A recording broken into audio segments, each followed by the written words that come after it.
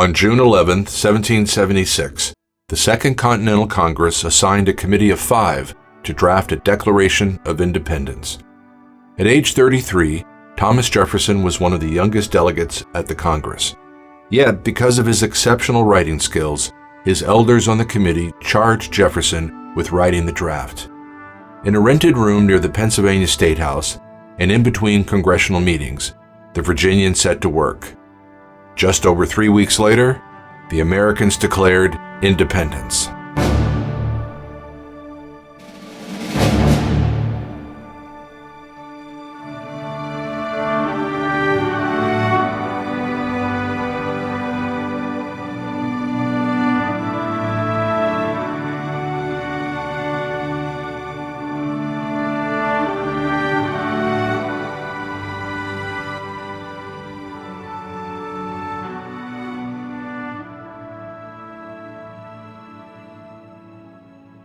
As early as 1775, the cousins John and Sam Adams had advocated for independence from Britain. So had Patrick Henry. On June 7, 1776, Virginia's Richard Henry Lee proposed a resolution that these united colonies are, and of right ought to be, free and independent states. 4 days later, the Committee of 5 was appointed to draft a declaration. Jefferson claimed to write nothing new, but only to represent common sense, a phrase made popular by Thomas Paine in his tract by that name and published just 5 months earlier in January 1776. Among the written works Jefferson drew upon was the Virginia Declaration of Rights, written by George Mason. Mason's language rings throughout the most important sections of the Declaration of Independence. The longest part of the Continental Congress's declaration lists 27 grievances against the King of England. The delegates declared George III's reign a history of repeated injuries and usurpations, all having in direct object the establishment of an absolute tyranny over these states. The most significant passage sets in stone America's most enduring ideals. We hold these truths to be self-evident. Originally, Jefferson had used the language sacred and undeniable truths, but Ben Franklin insisted that the delegates adopt self-evident in order to give the founding a more rational, less religious basis. The delegates retained the phrases that all men are created equal, and that their Creator endowed them with certain unalienable rights. In other words, they acknowledge God, not government, as the source of human equality. Nor was government cited as the source of humankind's natural rights, only God was. The greatest of these rights are life, liberty, and the pursuit of happiness. Almost all the signers were Christian, and even the non-Christians were well versed in the Bible. With great familiarity, they cited classical works, including the histories of Thucydides and Livy, and the philosophies of Aristotle and Cicero.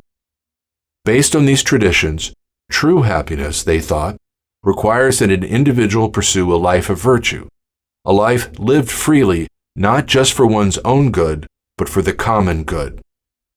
The signers were also steeped in the thought of John Locke. Governments, they claimed, are instituted by men, serving their just powers from the consent of the governed. Resting political power on popular consent was a dramatic break with the rest of the world, dominated as it was by monarchies and fiefdoms. On July 2, 1776, the Second Continental Congress voted for independence from Great Britain. 2 days later, on July 4th, the delegates ratified a final version of the document. During the editing process, Congress had cut 1/4 of Jefferson's draft. The document's final length was just over 1,300 words. Not until August 2, 1776, did the Congress officially sign the Declaration. Americans had declared their independence, but they would still have to gain it by winning the war. That would take another 7 years. Though they called themselves sovereign, they still needed to establish a permanent government, including a constitution, which would not happen until after the war. In the Declaration, America is referred to as the 13 United States of America. She would have to grow into one truly unified nation. Congress spoke of self-evident truths. They were not self-evident to most of the world. They were principles of common sense, what Americans shared in their experience as British subjects and what they longed for, a life free from British domination.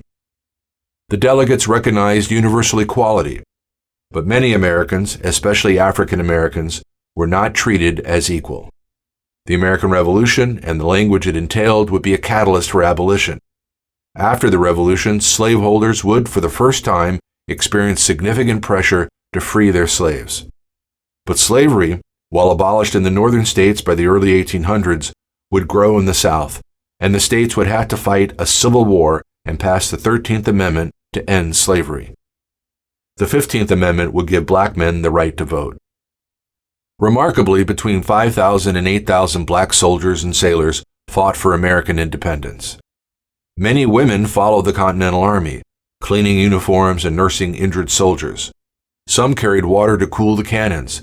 Collectively, they were dubbed Molly Pitcher, as some carried the water in pitchers. Only through the 19th Amendment, ratified in 1920, were women allowed to vote. In his 1863 Gettysburg Address, Abraham Lincoln invoked the Declaration of Independence. Yet he replaced Jefferson's self-evident truths with proposition, a term for something that has to be proven. Defeating the Confederacy and freeing the slaves would do just that. 100 years later, Martin Luther King Jr. would call the Declaration's universal claims a promissory note that had finally to be paid. With the end of segregation, it was. Back in 1776, the Declaration was read aloud in town squares. The Liberty Bell in Philadelphia rang as did church bells there and in towns throughout the now former colonies. Citizens in New York celebrated by pulling down a gilded statue of George III. They scraped off the layer of gold leaf, then turned the 2 tons of lead into musket balls. What King George had sent America's way would soon be fired right back at his own army.